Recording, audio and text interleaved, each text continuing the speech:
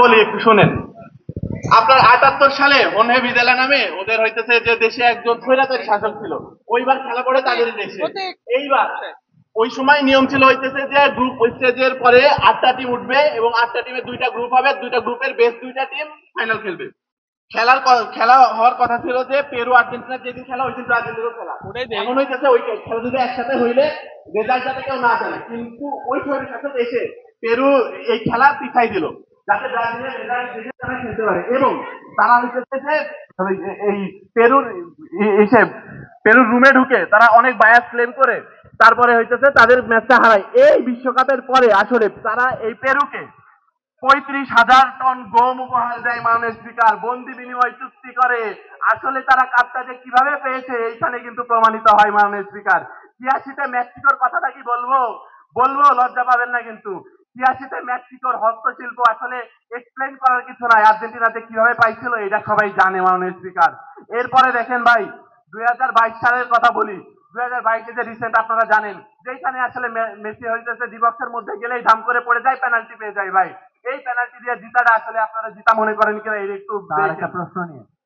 এরপরে হইতেছে দেখেন স্পেন হইতেছে যে স্পেন বলেন যে আসলে এত স্লো খেলে ভাই, আমি মানে কি বলবো, এইভাবে আপনারা ওয়ার্ল্ড কাপ পাবেন না। জার্মানি ভাই আগে আপনাদের যে টিম ছিল শ্রদ্ধা করতাম ভাই, এখন নাই, ভঙ্গুর হয়ে গেছেন। আপনার পর্তুগালের কথা বলি ভাই, পর্তুগিজরা যে এত হিপোক্রিট ভাই। এই যে নেইমার, এই যে রোনালদো, সে হইতেছে নিজে খেলবে না দলে খেলবে এটা বুঝে না, সে শুধু নিজের পায়ে বলটা নেই। এইভাবে আসলে আপনারা জিততে পারবেন না। রোনালদোকে এক পাশে সাইড করে ভাই একটা ভালো দল তৈরি করেন, খেলেন। এরপরে দেখেন ফ্রান্স ভাই, ফ্রান্স হইতেছে যে এমবাপ্পের পেসে খেলবে, মানে বিষয়টা হইতেছে যে এমবাপ্পের ঘাড়ে তুলে দিবে টিমদারে, সে নিয়ে দৌড়াবে এরকম একটা ভাব। কিন্তু আসলে এইভাবে আপনারা ওয়ার্ল্ড কাপ জিততে পারবেন না ভাই, হার যাই করেন। আপনাদের বেঞ্চ টিম নিয়ে যেই ফলাও না, এইটা আসলে আপনারা মানে বেশি স্টার প্লেয়ার হয়ে গেলে যা হয় আর কি। এখন দেখেন মাননীয় স্পিকার, আমি ছোট করে স্ট্যাটিস্টিক্স বলি। আচ্ছা বলেন, প্রশ্ন করেন। আপনার বক্তব্য শুনে আমি বুঝছি আপনি জাফর সাদিকের ভিডিও দেখে আসছেন।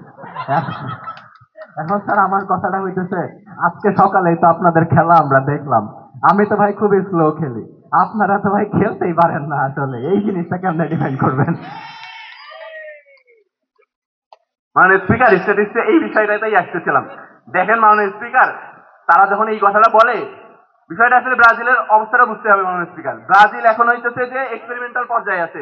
মরক্কোর সাথে ম্যাচটা আসলে এইটা জাস্ট একটা এক্সপেরিমেন্ট ছিল। দেখেন তারা কখনোই কিন্তু 4-2-3-1-এ খেলে না, তারা এখানে 4-2-4-এ খেলে। এখন তারা এইটাতে আসলে এক্সপেরিমেন্ট করছে। আনচেলত্তি আসলে যে প্রথম ম্যাচে এক্সপেরিমেন্ট করছে এটা সবাই বুঝছে।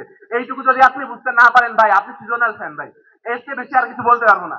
ঠিক আছে, এখন দেখেন সবচেয়ে বড় বিষয় হচ্ছে আমাদের পজিশন আজকে ভালো ছিল। আপনি যদি শুধু খেলার ফলাফলের উপর ডিপেন্ড করে আপনি জাজ করেন, তাইলে ভাই আপনি আসলে খেলা বুঝেন না। এই ব্যতীত আমি কিছু বলতে পারবো না। আপনি দেখেন ফাউল করছে কিন্তু তারা 16টা, আমরা 14টা, স্টিল আমাদের 2টা হলুদ কার্ড খাইছে। এটার কারণ কি আমি একটু এক্সপ্লেন করি। ব্রাজিলকে আসলে আপনি যখন কিং হন, কিন্তু আপনি হইতেছে যে আসলে ওই রকম লেভেলের ডোমিনেশন দেখাইতে পারেন না, তখন আপনারা সবাই হিংসা করে মাননীয় স্পিকার। অর্থাৎ ব্রাজিলের আসলে যে কেউ দেখতে পারে না, সবাই হিংসা করে, এটা হচ্ছে তার বড় প্রমাণ। কেননা ব্রাজিল আসলে যখনই ন্যূনতম ফাউল করে তাদেরকে ইয়েলো কার্ড রেড কার্ড দেখাই দেওয়া হয়।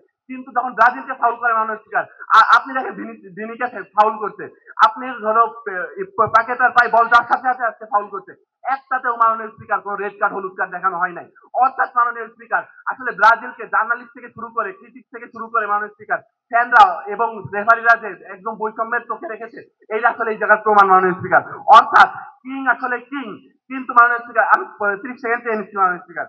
এই আসলে আমরা এখানে কেন বেস্ট এটা একটু বলে দিয়ে যাই। আমরা হইতেছে যে ভাই আমরা ন্যাচারালি কিং, আমরা 5টা বিশ্বকাপ জিতেছি এবং আমাদের হলো অলিতে গলিতে আসলে নেইমার জুনিয়র কিংবা রোনাল্ডো নাগারিও ঘোরাফেরা করে। অর্থাৎ মাননীয় স্পিকার, আমরা যে আজকে আপনাদের সাথে ডিবেট করতে আসছি এইটাই আপনার জন্য বড়। আমরা আসলে বেস্টের তকমা, বেস্টের উপরে যে তকমাটা থাকে না, ওইখানে বসে থাকি, আমরা কখনো ডিবেটের পর্যায়ে নামি না। আজ আমি জাস্ট আপনাদের এই কথাটাই মনে করে দিতে এসেছি। হয়তো বা আজকে একটু খারাপ দিন চলছে, এর জন্য আপনাদেরকে বলে দিতে চাই যে ভাই গাধার রেসে ঘোড়া অংশগ্রহণ করে না, ঘোড়ার রেসে সিংহ অংশগ্রহণ করে না। We are the king, we are the king. আমরা ইতিহাসে একটু ঘেটে দেখে নেন ভাই, আজ পর্যন্ত ব্রাজিল আসলে বিশ্বকাপের সর্বোচ্চ ভাগিদার। এবং এই কথা বলে আজকে আমি আমার ডিবেট শেষ করতে চাই। মাননীয় স্পিকার, আজকে এখানে বিতর্ক করতে আসার আগে সবার একটু ফিফার র্যাঙ্কিংটা দেখে আসার দরকার ছিল যে কিভাবে আসলে বিশ্বকাপটা শুরু হয়েছে। অর্থাৎ ফিফার র্যাঙ্কিং এ এখনো পর্যন্ত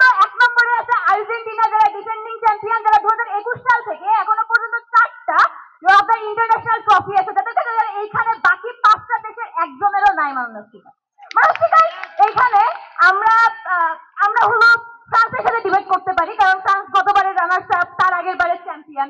আমরা জার্মানির সাথে ডিবেট করতে পারি, কারণ সরি স্যার, আমরা হলো পর্তুগালের সাথে ডিবেট করতে পারি, কারণ খুবই মোস্ট ফেভারিটে আছে তাদের মিডফিল্ড নিয়ে। কিন্তু পরে আসি, স্পেনও এবার অনেক ফেভারিটে আছে তাদের হলো পেসারদের নিয়ে। এখন মাননীয় স্পিকার দেখেন, সরি তাদের স্ট্রাইকারদের নিয়ে। মাননীয় স্পিকার এইখানে মানে আমি বুঝি না, যারা গত 2 ওয়ার্ল্ড কাপ ধরে গ্রুপ স্টেজে পার করতে পারে নাই, সেই জার্মানি কেন আসলে এই জায়গায় বিতর্ক করতে আসে, এর মতো তো মনে না মাননীয় স্পিকার। মাননীয় স্পিকার, জার্মানি গত 2018 সালে মাননীয় স্পিকার গ্রুপ স্টেজ পার করতে পারে নাই। আপনার হলো আপনার 2022 সালে গ্রুপ স্টেজ পার করতে পারে নাই। এইবারও তারা গ্রুপ স্টেজ পার করতে পারবে কিনা সেটার জন্য তাদেরকে অনেক থপ করতে হয়। ফাইনালের যে ট্রফি, যেটা তো অনেক দূরের কথা মাননীয় স্পিকার। এবার আসি এই পাশে ব্রাজিলের ভাই, যে আজকে সকালবেলা খুবই 20 মিনিটে একটা গোল খাইছে। গোল খাওয়ার পরে কোন রকম ভাবে 32 মিনিটের যে হলো সেটা মেকআপ করছে, এরপরে আর গোল দিতে পারে নাই, গোল দিয়ে আর জিততে পারে না। এরপরে 70 মিনিটের পরে তারা যে তাদের পায়ে বল পাইছে কিনা, এটা যদি সে ঘুম চোখে তার হার্ট অ্যাটাকের মতো অবস্থা, যে বাসায় যে মনে হয় ঘুমাইছে, সে আর 70 মিনিটের পরে মনে হয় খেলাই দেখা নেই। এই জন্য জানে না যে তাদের প্লেয়ারদের পায়ে 70 মিনিটের পরে আর বলই ছিল না। এদিকে তারা নাকি বলে এইভাবে আসলে বিশ্বকাপ জিতে মানুষ ছিল। এইবার বলেন। আচ্ছা, আপনি তো আসলে মানে এখানে শুধু ব্রাজিল নিয়ে কথা বলেন, অন্য টিম নিয়ে কথা বলেন, কিন্তু আপনি তো ডিবেট থেকে সরে যাইতেছেন যে আপনি কেন সেরা। এইটা আসলে মানে আপনি হয়তো স্ট্যাটিস্টিক্স না, আপনি হয়তো আসলে মাঠের প্রমাণটা দিবেন। মাঠের প্রমাণটা মাঠের প্রমাণে আসছে। মানুষ ডিবেটের এখনো মাত্র 1 মিনিট 55 সেকেন্ড হয়েছে, ডিবেট শেষ করতে এখনো অনেক দেরি। তো আমরা মাঠের প্রমাণেও আসবো। মানুষ স্পিকার দেখেন, এরপরে পর্তুগালের কাছে আসি। দেখেন পর্তুগালের জার্সির দিকে তাকায়, দেখেন মানুষ স্পিকার একটাও স্টার নাই। পর্তুগালের প্লেয়াররা এত পরিমাণ নিজেদের মধ্যে তাদের রেশারেশি, তারা পাসই দেয় না মানুষ স্পিকার। মিডফিল্ড থেকে বল টেনে নিয়ে গোল পোস্টের কাছে যে ছেড়ে দেবে, তারপরে মানুষ স্পিকার পাস দিয়ে তারা গোল দিবে না। মানুষ স্পিকার তাদের অবস্থা হলো এরকম। এখন মানুষ স্পিকার দেখেন, তারা যে আসলে বললো যে তাদের আসলে মিডফিল্ডে তাদের ব্রুনো ফার্নান্ডেজ আছে, বার্নার্ডো সিলভা আছে। মানুষ স্পিকার এই ব্রুনো ফার্নান্ডেজ আর বার্নার্ডো সিলভা মানুষ স্পিকার ম্যানচেস্টার সিটি যারা অনেক ভালো আসলে প্লেয়ার, বাট তারা আসলে মিডফিল্ড থেকে বল নিয়ে গোল পোস্টের কাছে যে পাস দিবে না। মানুষ সাথে একটা মারামারি করবে মানুষ স্পিকার, এরপরে মারামারি করে মানুষ স্পিকার রেড কার্ড খেলে মাঠ ছেড়ে দিবে। তাদের পর্তুগালে প্রত্যেকবার আসলে এইরকমই হয় মানুষ স্পিকার। এরপরে মানুষ স্পিকার আসি আমাদের স্পেনের ভাইয়ের কাছে। মানুষ স্পিকার স্পেনে এতক্ষণ পর্যন্ত আমার আগে যারা বলছিলেন স্পেনকে আসলে ধুয়ে দিচ্ছে। মানে স্পেনের আপনি স্কোয়াড দেখবেন, স্পেনের স্কোয়াডে মানুষ স্পিকার সব থেকে বেশি আসলে বার্সেলোনার প্লেয়াররাই আছে। এবার বার্সেলোনা নিচ্ছি না, বার্সেলোনার প্লেয়াররা মানুষ স্পিকার তাদের যে খেলা, এটা আপনি দেখে থাকবেন যে তারা আসলে গোল দিবে নাকি দিবে না, নাকি নিজেদের কাছে বল খেলবে, নাকি তারা ড্র করবে, তারা 0 গোল দিয়ে ড্র করবে, নাকি ডিফেন্ড করবে না। নিব না নিব না যাবে না, আপনি বলছেন ডিস্টার্ব করবেন না, এখনো মানে নিজেদের দলে ফেরা বাকি। মানুষ স্পিকার এইবার আসি মানুষ স্পিকার আমাদের নিজেদের দলে। মানুষ স্পিকার বর্তমানে আর্জেন্টিনার যে মাস্টার মাইন্ড লিওনেল স্কালোনি তার দলটা এমন ভাবে সাজাইছে যেই দলে প্রশ্নটা হচ্ছে, এতদিন রোনালদো পেনাল্টিতে গোল দিত জন্য আপনারা তারা পেনাল্টো বলে ডাকছেন। এখন যে মেসি যে পেশি হয়েছে এবং ভবিষ্যতে যে আরো বেরো পেশি হবে না, এটা কেমনে মিটিগেট করবেন এটা বোঝান। মানুষ স্পিকার আপনার যে খেলা দেখলে বুঝতে পারবেন এত পরিমাণে ফাউল করা হয়। মানুষ স্পিকার এখন তো আর মানে এমনি পেনাল্টি দেয় না, এখন আপনার ভিএআর আছে, আপনার হলো স্ক্যান করা হয়, স্ক্যানিং এর মাধ্যমে আসলে এরপরে পেনাল্টি আপনার অরিজিনালি পায় কিনা সেটা চেক করে পেনাল্টি দেওয়া হয়। অরিজিনালি আর্জেন্টিনা পেনাল্টি পায় বলে আসলে আপনার হলো পেনাল্টি দেওয়া হয়। কিন্তু মানুষ স্পিকার আসলে পেনাল্টিও আপনার ফুটবলের মধ্যেই পড়ে, আপনার ফুটবলের মধ্যে পড়ে। এখন মানুষ স্পিকার এই জায়গায় যে বাকি যে 5টা দেশ আছে, বাকি 5টা দেশের খেলার অবস্থা এতই বাজে যে তারা পেনাল্টিতেও মানুষ স্পিকার গোল করতে পারে না।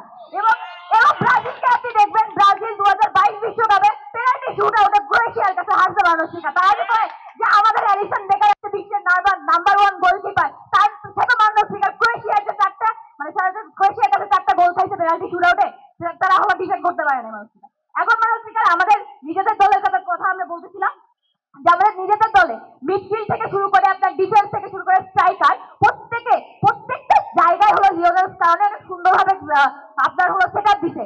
ইভেন মানুষ স্পিকার সব বলে গেল মেসি ছাড়া আপনি আরেকটা প্লেয়ারকে দেখান যারা মানুষ স্পিকার সম্প্রতি ব্রাজিলের মাঠে মেসিকে ছাড়া ব্রাজিল কিনা যে মানুষ স্পিকার ব্রাজিল 4টা গোল খায়, 4টা গোল খেয়ে মানুষ স্পিকার হারে। অর্থাৎ তার মানে বাদে দেখায় দিই মেসি বাদেও আমাদের লাউতারো মার্টিনেজ আছে, আমাদের স্ট্রাইকে আপনি দেখবেন লাউতারো মার্টিনেজ ইন্টার মিলানের হয়েছে অনেক দুর্দান্ত ফর্মে আছে। মানুষ স্পিকার আপনি জুলিয়ান এনসিপির হয়ে খেলছে, আধুনিক মাদ্রাসের হয়ে খেলছে, খেলার মাধ্যমে 30 সেকেন্ডে